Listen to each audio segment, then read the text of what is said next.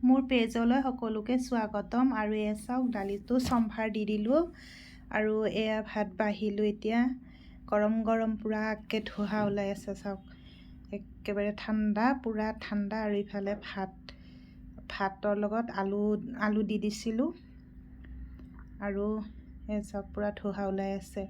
ইফালে আলু মই হেৰি কৰিছোঁ, ধনিয়া পাত পিঁয়াজ এইবিলাকে দি দিছোঁ ইহঁতক।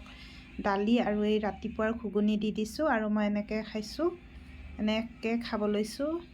আকৌ এইবিলাক কি কয় জানো, এইটো চাটনি খোৱা বোলে শাক নেকি, সেইটো লৈ লৈছোঁ, আনিছিল, সেয়াও খাব লৈছোঁ। এনেকৈ আজি খাওঁ, ঠাণ্ডা বতৰ, গৰম গৰম একেবাৰে প্ৰেছাৰত দিছোঁ আৰু খাবলৈ লৈছোঁ।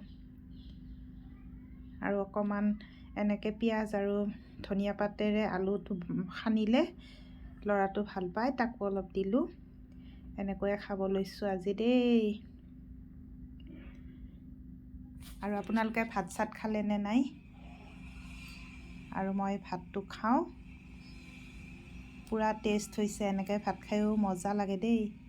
মাছ মাংসতকৈও বেছি ভাল, বইলটো বেছি ভাল লাগে। মই কিন্তু বইল খাই বহুত ভাল পাওঁ, ফেভাৰেট।